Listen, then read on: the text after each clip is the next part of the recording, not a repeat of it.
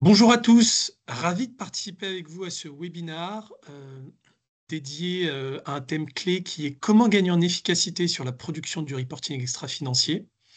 Aujourd'hui, je serai accompagné par Delphine, qui travaille chez Carrefour, et l'objectif, c'est de vous livrer un retour d'expérience sur un projet qui a été mené par Axis et Carrefour sur l'optimisation de la production du reporting extra-financier en lien avec la taxonomie verte. Comme vous le savez sans doute, pour celles et ceux d'entre vous qui ont déjà travaillé sur la mise en œuvre de la taxonomie verte, c'est un processus assez complexe, avec pas mal de challenges, tant en termes de sourcing de la donnée, de s'assurer de la bonne disponibilité, de la qualité de la donnée, tant en termes de bonne compréhension des critères d'alignement, c'est pas toujours évident, et puis aussi un sujet aussi d'animation en transverse de ce processus de production. Donc, Delphine est avec nous aujourd'hui pour pouvoir partager avec nous ce qui a été ce projet d'optimisation pour gagner en productivité, gagner en fluidité, gagner en efficience sur ce processus. Et pour ma part, je suis Fazil Boucherie, donc je suis directeur chez Axis, directeur finance durable. Axis est un cabinet de transformation qui accompagne les grandes entreprises et les ETI dans leur projet de transformation de leur fonction finance et RSE. Et donc, j'ai eu la chance d'intervenir avec Carrefour sur ce projet. Pour commencer, peut-être Delphine, peux-tu te présenter quel est ton rôle chez Carrefour et quel est ton rôle aujourd'hui sur l'animation de la production de ce reporting taxonomie verte? Oui, bonjour à tous. Merci pour cette invitation, Fadil. Je suis responsable conformité comptable au sein de la direction administrative et comptable de Carrefour, sur le périmètre Carrefour France. Depuis 2021, je coordonne la collecte de la donnée financière et technique pour Carrefour France au vu de la publication annuelle de la DPEF. Donc, c'est la déclaration de performance extra-financière qui a été remplacée par la directive CSRD dans le cadre du pacte vert européen. Carrefour a pris la décision de se prêter au jeu de la publication des indicateurs de la taxonomie verte dès sa mise en application en 2021. Et mon rôle a constitué au préalable à identifier toutes les parties prenantes des activités Carrefour qui répondent aux enjeux durables de la taxonomie verte. Il faut rappeler que la remontée des données éligibles et d'alignement a été progressive depuis 2021 pour atteindre en 2024 100% de l'attendu au regard des 6 objectifs de la réglementation. Donc, ça nécessite bien évidemment d'identifier tous les ans les parties prenantes sur ce dispositif. Donc, depuis 2021, on a grandi avec la réglementation européenne et chaque année, on a eu des réflexions systématiques d'amélioration de la collecte. Donc, on a travaillé en mode agile pour répondre à la fois à la production du reporting, mais aussi de l'optimisation du process. Alors, peut-être peux-tu aussi nous rappeler quels sont les grands enjeux de Carrefour en termes de développement durable? On sait que Carrefour s'investit beaucoup sur ces genres-là. Est-ce que tu peux les repositionner? Oui, pour moi, c'est l'occasion de revenir sur ces objectifs. Donc, Carrefour s'est fixé des objectifs ambitieux pour atteindre la neutralité carbone dans ses magasins d'ici 2040. Donc, cela implique des réductions progressives des émissions de gaz à effet de serre, avec un objectif de 30% de réduction dès cette année, 50% en 2030 et 70% à horizon 2040 pour les scopes 1 et 2. Ces objectifs s'inscrivent dans l'engagement climat de Carrefour, du groupe Carrefour. Et pour cela, Carrefour dispose de plusieurs leviers. On a la gestion de nos déchets en magasin et entrepôt. On va avoir la réduction de nos consommations énergétiques, la réduction aussi des émissions liées à nos réfrigérants ou encore la consommation d'électricité issue des sources renouvelables. Alors, si on rentre maintenant dans le vif du sujet, notamment en lien avec le sujet qui nous occupe aujourd'hui sur la production du reporting taxonomie verte et son optimisation. Est-ce que tu pourrais nous indiquer quel est le périmètre d'activité concerné par ce reporting taxonomie verte? On sait ou on ne sait pas, hein, mais que Carrefour outre être un acteur majeur du retail, est un acteur multi-activité. Donc, est-ce que tu peux nous rappeler un peu le périmètre d'activité que vous couvrez aujourd'hui dans le reporting taxonomie verte et peut-être aussi ce qui arrive, notamment, je parlais tout à l'heure d'élargissement du reporting taxonomie verte, ce qui arrive prochainement. Oui, absolument. Dès 2021, on a eu 3 principaux périmètres concernés. Donc, sont la gestion des déchets non polluants, les transports et l'immobilier. Donc, ces 3 activités sont des leviers pour Carrefour, en fait, pour réduire notre impact environnemental. Mais le texte, comme tu le dis, de la taxonomie verte évolue chaque année pour répondre justement aux objectifs environnementaux. Donc, notre périmètre évolue. Effectivement, Carrefour est un retail avec pluriactivité. Et dès 2023, se sont ajoutées de nouvelles activités supplémentaires dans notre périmètre concernant l'objectif économie circulaire.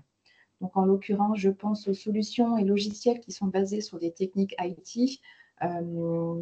Concrètement, ce sont des outils de performance du cycle de vie de nos produits au magasin, où on va aussi avoir toutes les ventes de biens de seconde main. Donc, c'est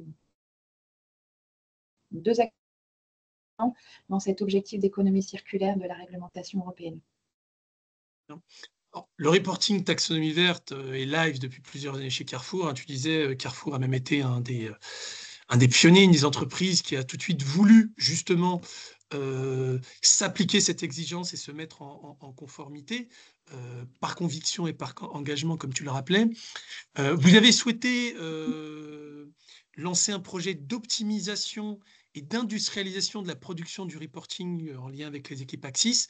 Quels étaient justement les enjeux autour, je pense, de la collecte des données et de l'automatisation des KPI? Oui, cela fait maintenant 4 ans que nous travaillons sur cette réglementation avec laquelle nous avons appris en marchant. Et cette réglementation, il faut le rappeler, elle est très technique et très lourde aussi à mettre en œuvre pour toutes les équipes. Et on a à présent une certaine maturité sur le sujet, on a un périmètre un peu plus stable et on peut donc aujourd'hui envisager d'automatiser cette collecte de la donnée financière éligible. Et les enjeux de cette automatisation-là sont déjà la bonne compréhension de l'attendu des données à collecter, tant pour répondre à l'éligibilité qu'à l'alignement des critères techniques. Un enjeu important, c'est d'onboarder bien sûr toutes les parties prenantes autour de ce projet. C'est aussi de coucher tous les process d'identification de la donnée financière, toujours avec les mêmes acteurs, mais avec une approche systémique pour avoir cette vue 360 de tout ce process. Et il faut garder à l'esprit de répondre aux besoins de ce reporting, mais aussi aux contraintes de chacun des métiers. Et j'en profite aussi pour remercier toutes les équipes techniques qui m'ont permis d'appréhender l'optimisation de cette collecte. Donc, c'est une véritable gestion de projet. Et un grand merci à tes équipes aussi, Axis, Fazil, pour nous avoir aidé à mener ce projet-là et d'avoir encadré tous les différents entretiens avec les parties prenantes. Donc, un grand merci. Oui, c'est vrai qu'on ne cesse de le rappeler, c'est des projets autour de la durabilité de la RSE qui sont extrêmement transverses et où, en l'occurrence, on est aussi amené à travailler avec les entités business, les directions opérationnelles, les directions techniques. Donc, il y a tout ce dialogue voilà, à construire. Et d'ailleurs, c'est un sujet sur lequel on reviendra par la suite. Est-ce que tu peux nous dire quels ont été les défis plus spécifiques que vous rencontriez justement dans la collecte des données? Comment vous avez cherché à optimiser justement la collecte et la remontée des données sur l'indicateur de chiffre d'affaires, sur l'indicateur de CAPEX, sachant que j'indique que sur l'indicateur d'OPEX, aujourd'hui, Carrefour voilà, ne restitue pas, ne reporte pas les OPEX en raison du principe d'exemption qui est lié au caractère non significatif des montants Carrefour comme d'autres acteurs du marché. Quels étaient justement les défis plus spécifiques, les challenges auxquels vous avez dû vous confronter pour optimiser cette collecte et cette remontée d'informations? Donc là, toutes les activités Carrefour concernées par ce reporting sont multiples. On utilise bien évidemment des outils de gestion bien spécifiques pour chacun de leurs besoins. Donc la spécificité, ça a été effectivement d'identifier toutes ces spécificités-là. La donnée financière, en l'occurrence les CAPEX et les revenus, sont issus de multiples outils de gestion. C'est le cas en l'occurrence de notre gestion de parc automobile, la gestion des déchets non dangereux, la facturation, les achats non marchands ou encore la norme de la gestion IFRS 16. Et avec l'aide des équipes Axis, nous avons réalisé des interviews avec chacune des parties prenantes, tous les responsables process comptables, opérationnels, pour formaliser une véritable piste d'audit et une cartographie applicative par indicateur. Et toujours avec cette approche systémique des process. Donc, nous avons pu envisager l'optimisation grâce à notre data lake finance au format attendu du reporting de la taxonomie. Aujourd'hui, on a une véritable puits de données qui rassemble les données issues d'une grande partie de nos outils de gestion amont à la comptabilisation avec un niveau de granularité élevé. Donc ça a été vraiment un point de démarrage en fait pour l'optimisation. En préparation de ce webinaire, Delphine, il y avait un sujet qui te tenait à raison à cœur. C'était justement au-delà de la dimension purement technique de la production du reporting, comment redonner du sens à la donnée. Et donc, c'était un point important pour toi, tu voulais en parler. Donc, est-ce que tu peux nous dire justement quelques mots sur comment redonner du sens à la donnée dans le cadre de cet exercice de reporting? Oui, effectivement, au-delà du reporting, qui ne doit pas être subi, c'est vraiment un texte, ce texte de la Commission européenne, c'est avant tout un ensemble de recommandations techniques pour inciter les entreprises à orienter leurs investissements vers des investissements plus durables pour cette trajectoire 2050. Donc concrètement, c'est une opportunité pour Carrefour de faire la démonstration des impacts concrets de ces investissements durables réalisés. Prenons un exemple concret, la réduction de la consommation énergétique dans nos magasins. Qu'est-ce que Carrefour a fait? En fait, il y a eu dans nos magasins, mais également dans nos entrepôts, des plans de changement de tous nos éclairages pour des éclairages basse consommation. Ça a été un plan de plusieurs années.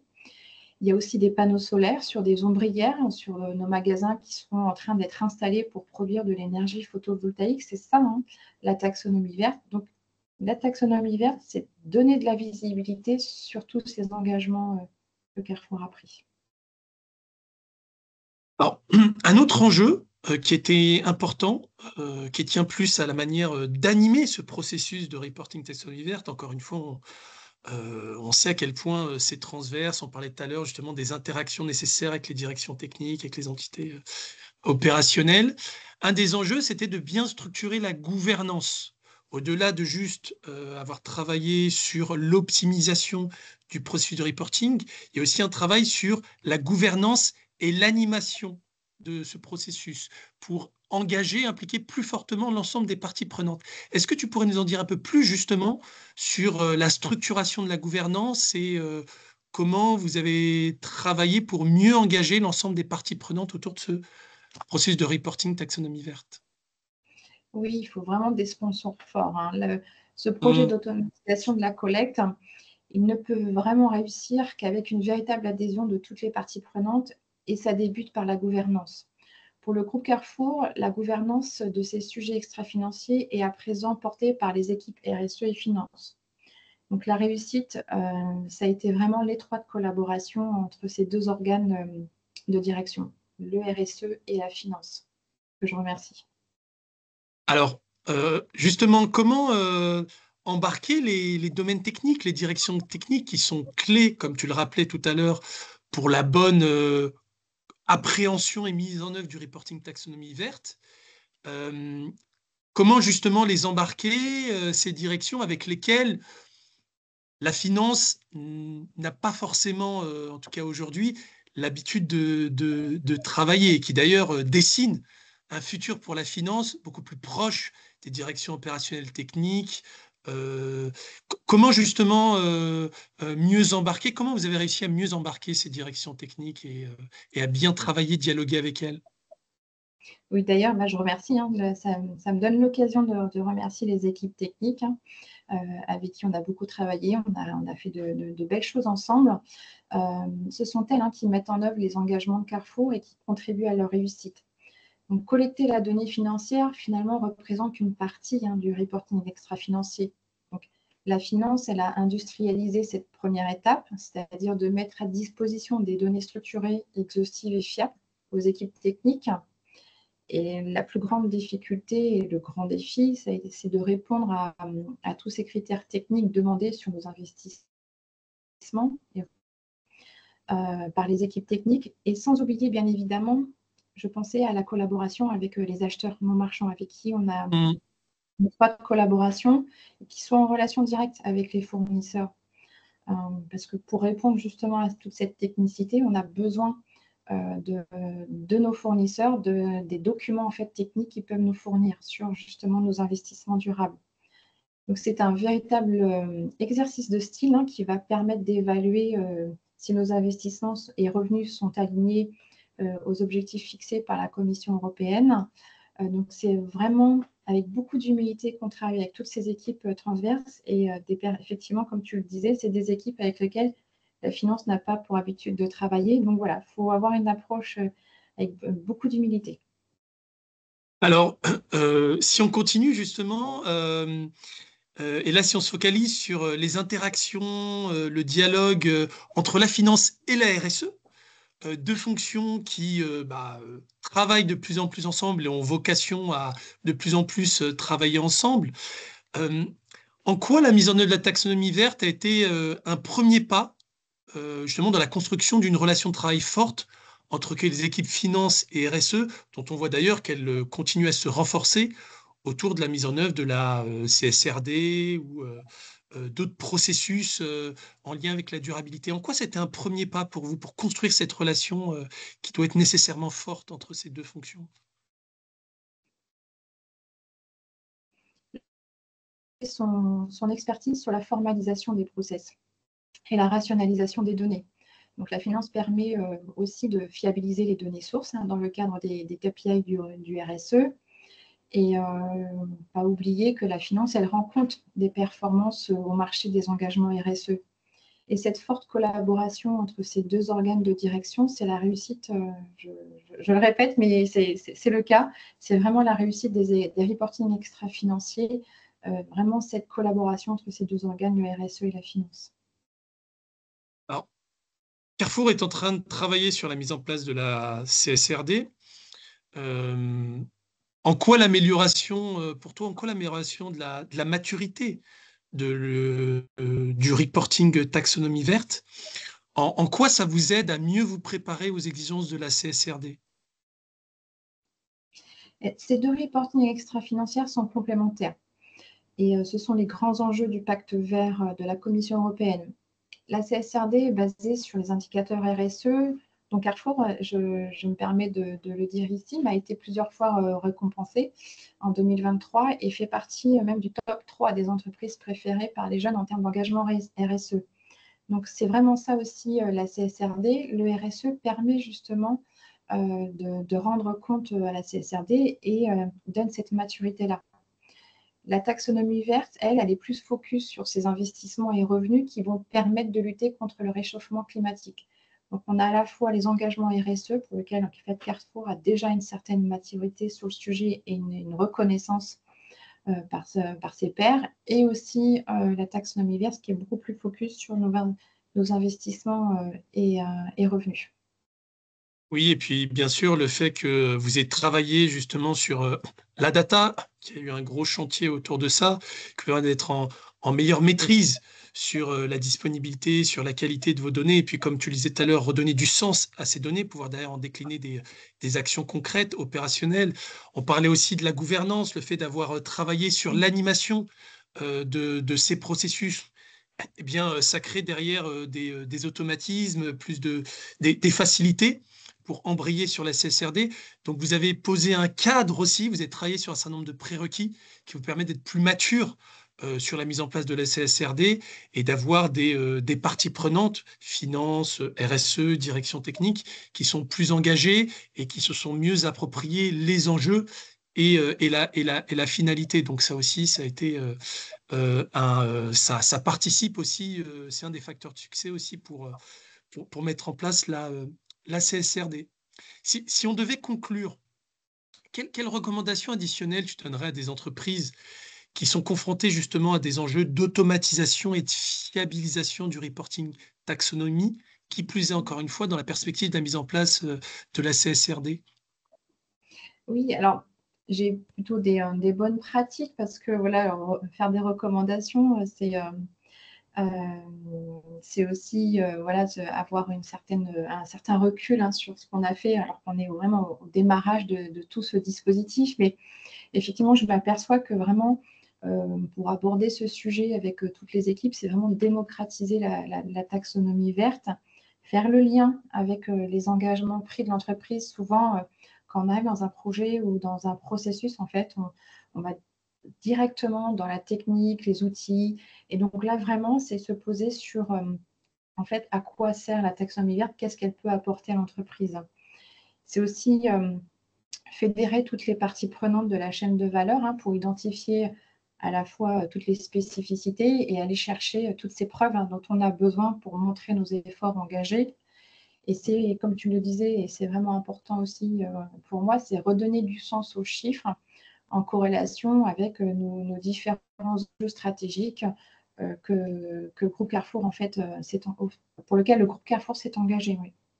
Donc voilà, c'est, comme on dit, redonner du chiffre et redonner du sens à nos chiffres au Et travers alors, l'analyse de toute notre data. Excuse-moi, Fazil.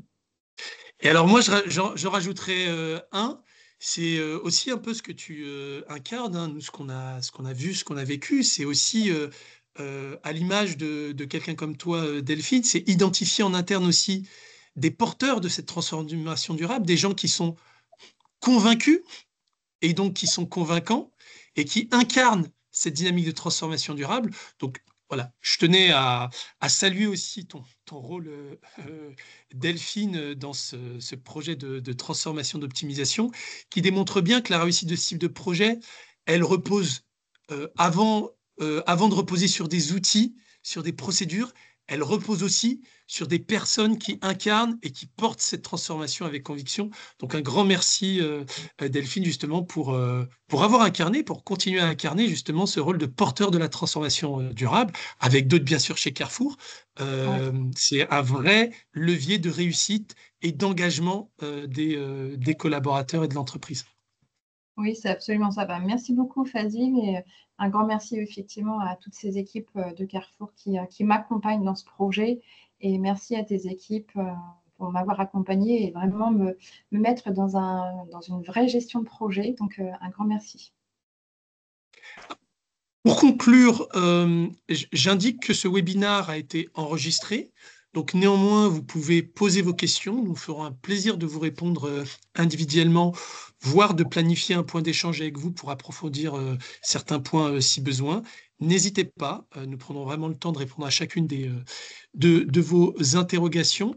Et puis, je voulais également vous partager un événement qui arrive, que nous organisons fin mars, autour de la RSE, autour des fonctions finance et achat. Comment finance et achat ensemble peuvent devenir des vrais moteurs de la performance durable.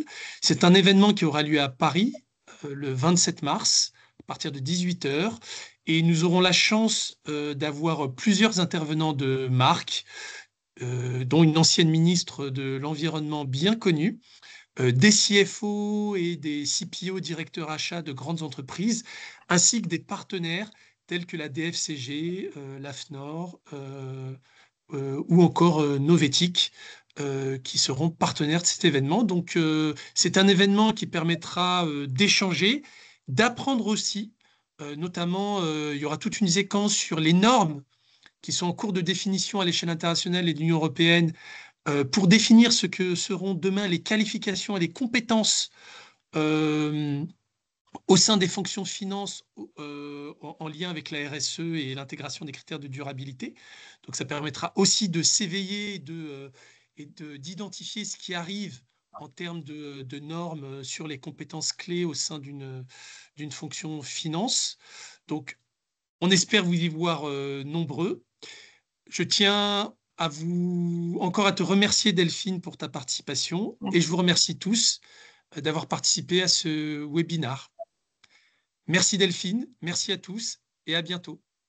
Merci à tous, au revoir.